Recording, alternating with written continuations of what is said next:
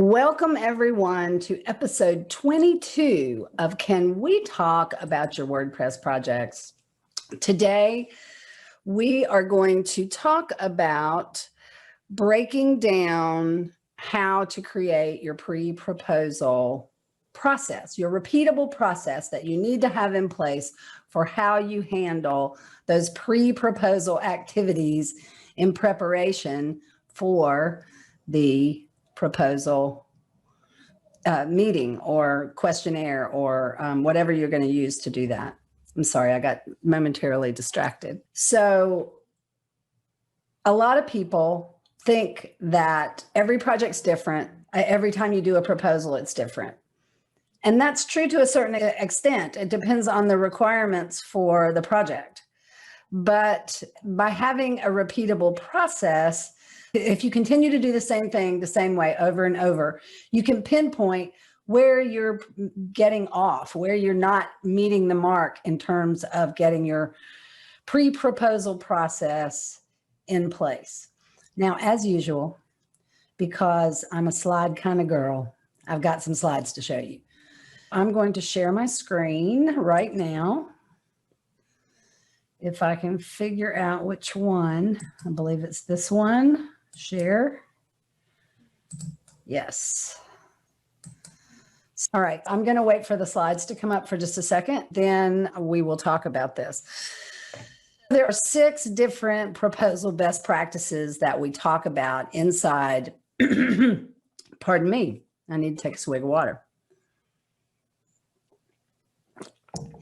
Inside the WordPress Project Management 101 roadmap, which is inside the WP Project Managers Academy, we talk about 6 proposal best practices. Now, I will warn you that all of this is going to change a bit, just a bit, because I have modified the way that I do business based on the way Nathan Ingram teaches about separating your proposal from your master services agreement. I'm going to be updating the training to include all that one of these days, very soon. We're going to cover this best practice number 1, which is to create a repeatable pre-proposal process. Let me click on the slide so it will advance. This can be broken down into 3 sections. I think it's 3. I'm pretty sure it's 3.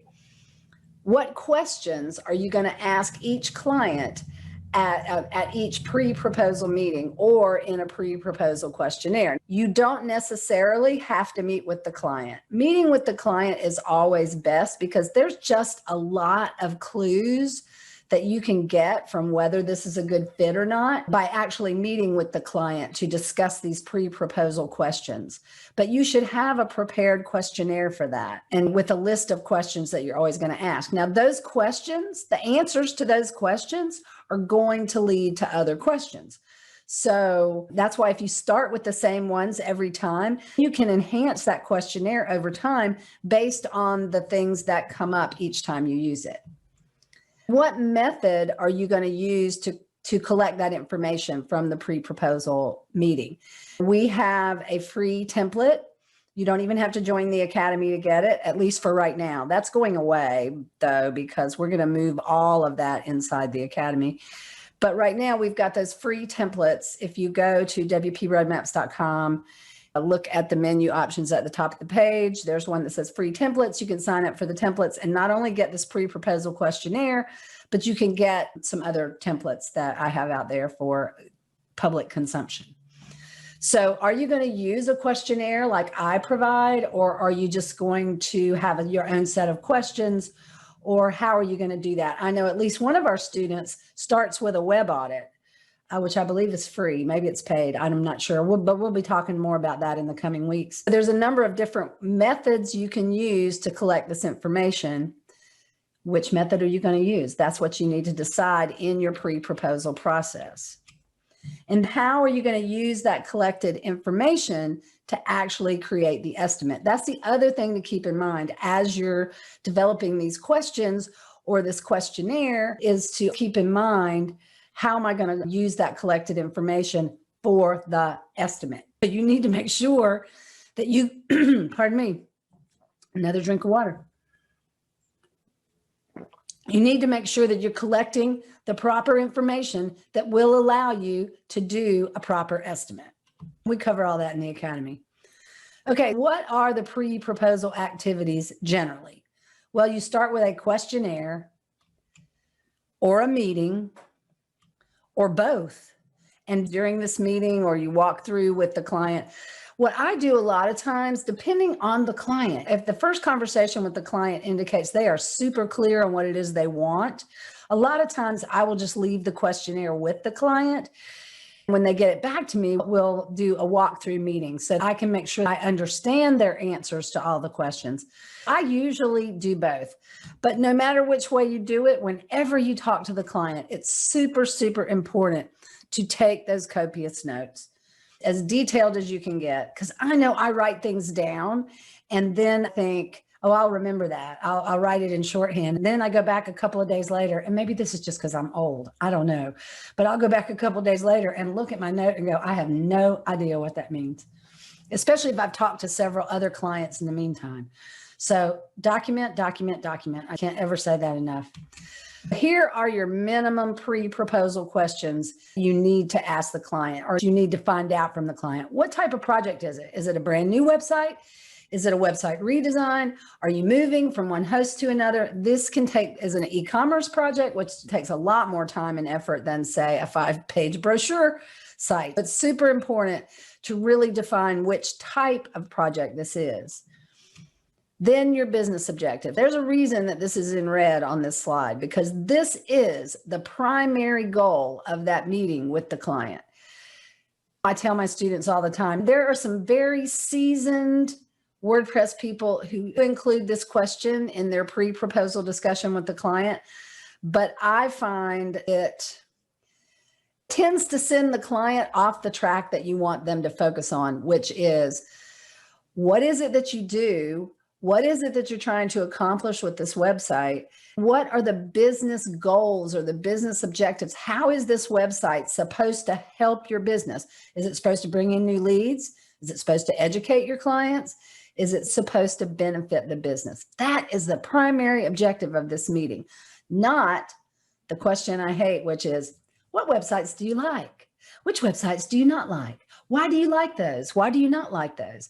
Because I don't care what you like. If you like something that's a crappy website that does not do anything, that's maybe fashioned all incorrectly, only focused on the client and not their customers or what they have to offer, I apologize. I have a dog that's thinking about barking in the background. It gets them off the topic, which is the business objective for the website, because your website is not art. And I always do that. I always quote Jason Resnick. He's the one that I originally heard say that. It's not art.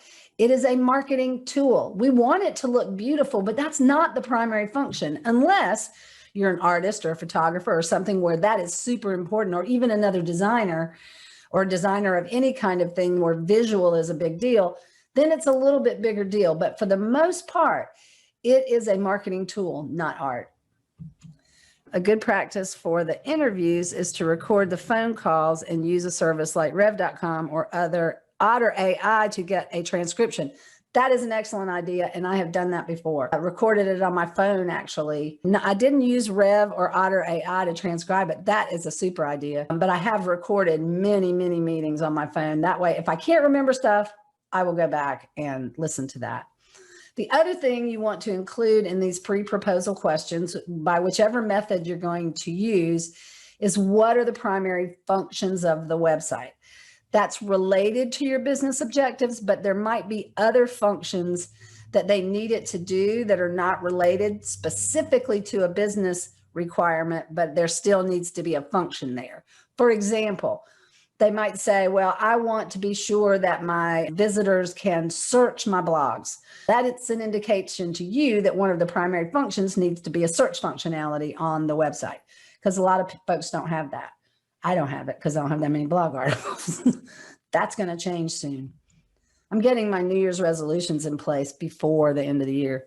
One of them is to write weekly. But I've been distracted by the Academy. I'll tell you a little bit more about that in a minute. The other thing that you need to find out is, who do they want to provide the content? Later on, if you're studying within the Project Managers Academy, you know that during this process, before we come up with the proposal, We create a rough order of magnitude of the content. We show that to the client. We show them how much time it's probably going to take them. That's one tool we use to convince the client not to do their own content. That's important in that pre-proposal meeting. What is their expectation regarding who's going to do the content? How long is it going to take? What do you already have on hand? Those kinds of things. Deadlines. Do they have a deadline they want this to be done? Like, I'd like to have this in 3 days. You know, that's not a realistic deadline, and you need to discuss that during the pre-proposal meeting. But if their thing is, we absolutely positively have to have this in 120 days, then you have to determine if that's doable, based including the scope of the project. And you'll decide all this later as you're coming up with your proposal. Sometimes, as you know, clients want this huge scope. Like, I want a website just like Facebook, and I'd like to have it in 2 weeks. Okay, those two things are mutually exclusive. They could have part of that in 2 weeks, not very much of it. But which thing is driving the project? Is the deadline driving the project, or is the scope driving the project? That is important. I know back in corporate, that was always our struggle.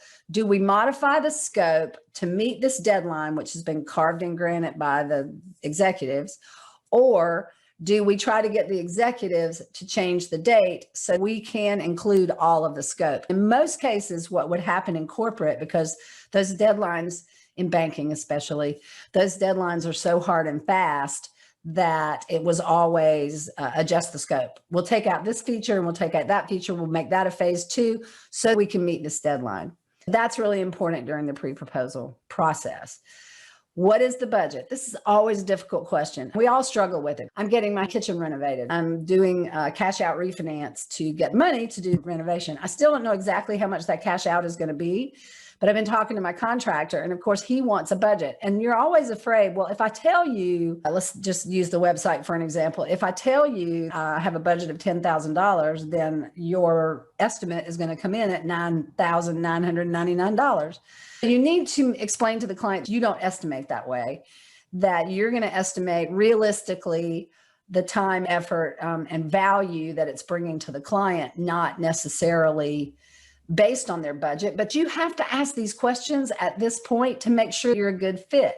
This is a short Can We Talk episode because I am almost through with the framework manual. The framework manual is the manual that goes along with the complete project management roadmap for WordPress, which is the premium membership to the WP Project Managers Academy.